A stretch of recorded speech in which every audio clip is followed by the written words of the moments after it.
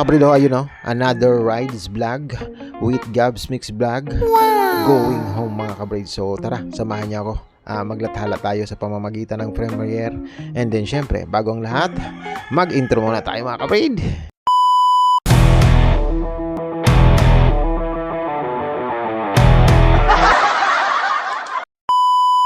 So for today's video mga kabrid, for today's video po, ito na naman, isa na namang premiere na paglalathala po sa ating munting YT channels mga kabrid. Ang pag-uwi namin ni Ma'am Gabs Mix Vlog galing sa school mga kabrid. So ito mga kabrid, papakita ko sa inyo ang mga simpleng pang araw-araw na pangyayari. Another day nga, another days, another rides, and another vlog mga kabrid. Pasipagan na lang sa paglalathala mga kabrid. Ito mga kabrid, daan tayo mula sa school dito sa Barangay Kupang, Antipolo mga kabrid. Ayan o, dire-diretso tayo paakyat mga kabrid. So ito medyo paakyat to siya, and then dire-diretso lang, medyo hindi na maayos, mabilis masira ang daan natin dito, kaya medyo pagpasensyahan nyo na at uga-uga ang ating video man and cameraman mga kabrid. So tuloy-tuloy lang. So maraming salamat sa patuloy na sumasabay sa namin panonood nyo po sa ating munting paglalathala mga kabrid. Ganito ang laman ng ating mga YT, ang mixture ng kahit anong daily life videos. Mostly ang laman po ng aking YT channels mga kabrid ay ang all about sa pag-aalaga ng manok. Pero at the same time, mayroon po tayong sinasabing live streaming, premieres, short videos, and natural daily videos para sa ating mga alaga. So halo-halo siya.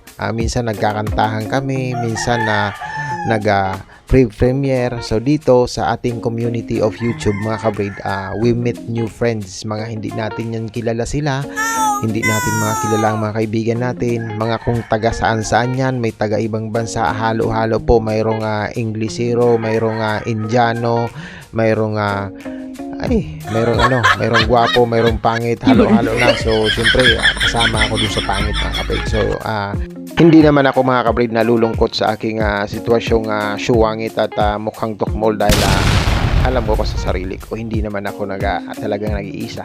Marami naman akong kasama, and then okay lang mga kabrid. That's life. So maraming salamat sa inyo dyan na sumasabay at kumakaway-kaway mga kabrid sa ating munting paglalathala mga kabrid. Itong ating video ay syempre nilalagay ko sa ating YT para in case of may something mayroon tayong pwedeng balikan mga kabrid. And at the same time mga kabrid, napapahilti natin ang ating YT channels. So hindi ko pa rin winawala sa aking sarili, and then dahil may team ako, gusto ko maging kahit pa paano maging example tayo na kahit mukha tayong tukmol at wala tayong kaalam-alam sa pagbablog, hindi ibig sabihin mga kabrid na hindi na tayo pwedeng mag-vlog mga kabrid. We are one in a single dream na hilig.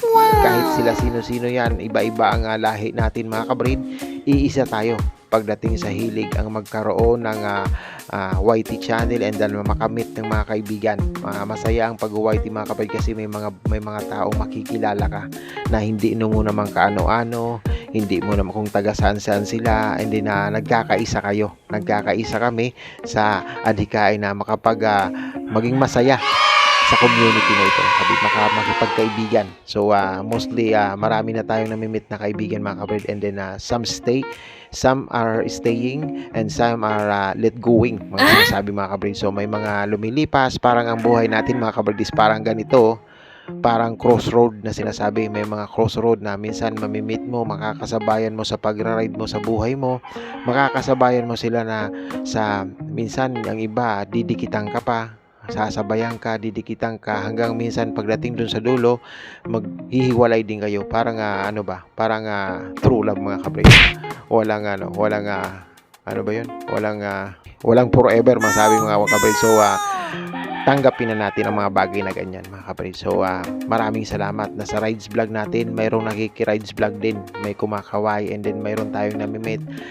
Sana po sa pagbulalakbay namin sa pag-YT, sana sabayan nyo lang kami. Sana maging magkasama tayo hanggang dun sa patungo na gusto natin sa ating buhay ng pag-YT mga kabrid. Ang iba naman na iniiwanan na tayo mga kabrid, isa thank you pa rin sa alaala at sa masayang samahan natin paminsan-minsan kahit pa paano. Yung mga nakasamaan na din natin ang sitwasyon mga kabrid, thank you pa rin. Kasi kahit ano pa yan na naging karanasan natin bilang kaibigan ninyo mga kabrid is mayroon pa rin niyang positive and negative impact mga kabrid. So dun kami sa positive na alaala. Maraming salamat sa magagandang alaala.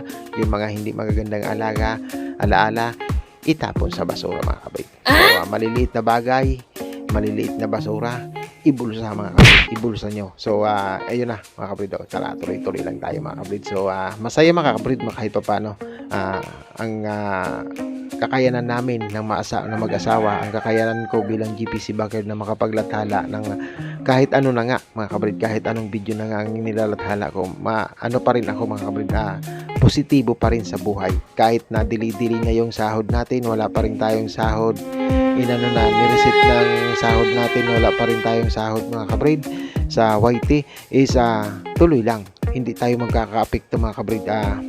Totoo lang, mahirap siya. Mahirap mag-maintain kasi ang pag-YT is responsibility.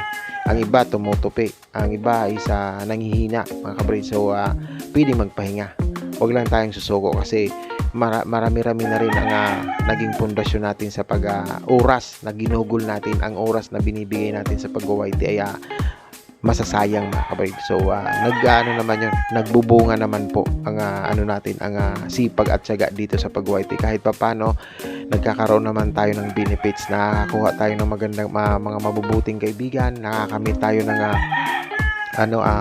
kalagayan ng iba, nagkakaroon tayo ng sharing, hindi lang tayo nakaka-stack dito sa loob ng bahay or nagiging pare-parehas na lang ang routine natin sa araw-araw. Biruin nyo mga kabrid, kung ganito araw-araw 5 years na walang YT, malungkot ang buhay mga kabrid. So dito sa amin kasi sa pag-YT ko, sinasamahan ko ng comedy.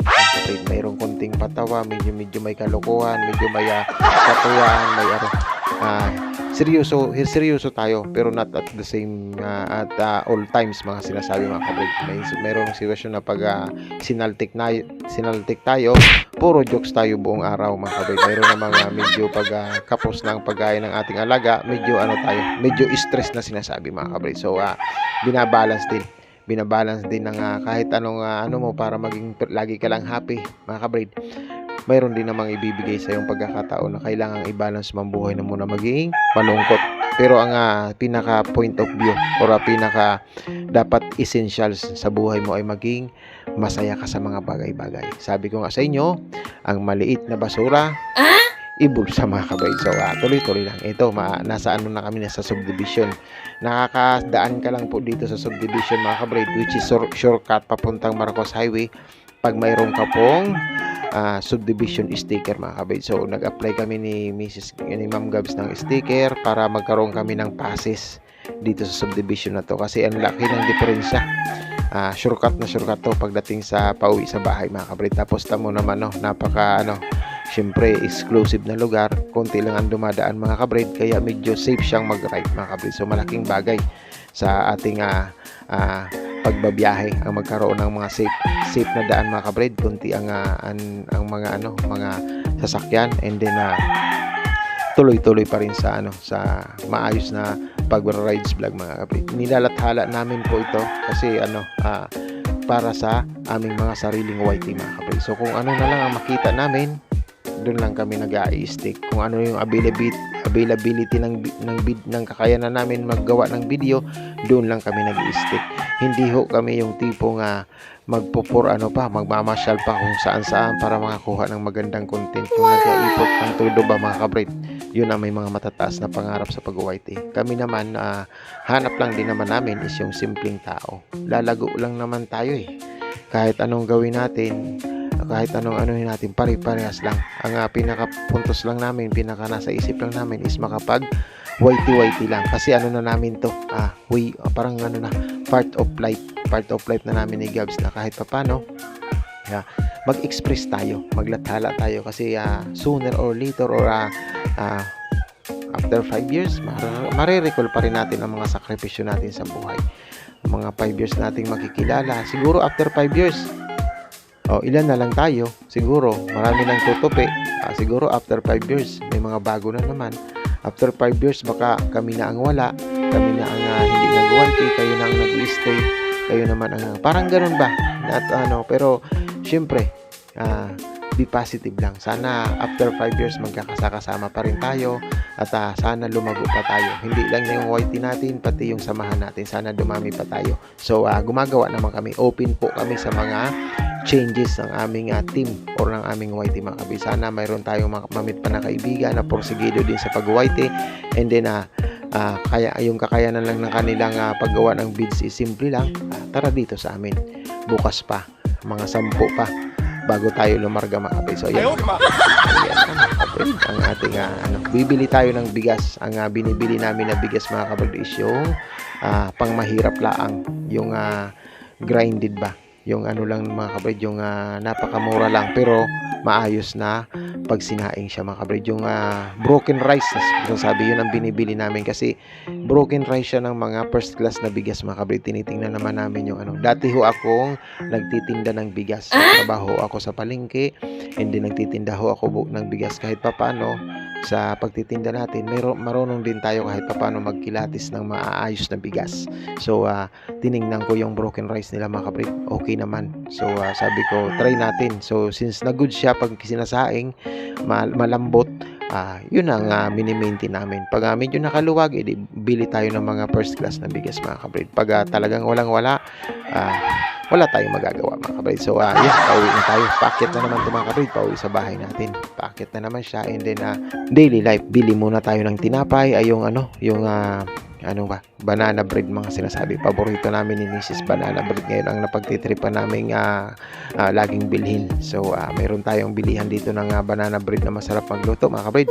Siyempre pag masarap kang magluto, babalik-balikan ka namin mga kabrid. So ayun mga kabrid. Maraming salamat sa patuloy na pagsabay dyan mga kabrid. Pauwi na tayo sa ating bahay. Hanggang dito na lang ang munti nating paglalathala mga kabrid.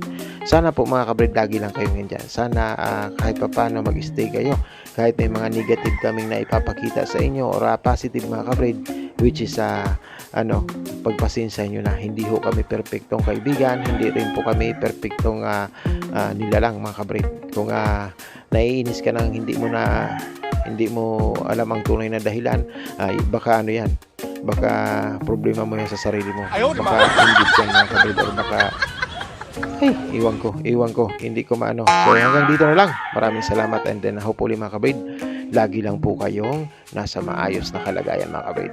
Kaya po mga kabrid, magsitalo na kayo. Magsitalo na yung kaya kayong Mama Gabs Mix Vlog kasi magsisimula na yung mga kabrid. So, na mga kabrid? 1, 2, 3, go! Talon!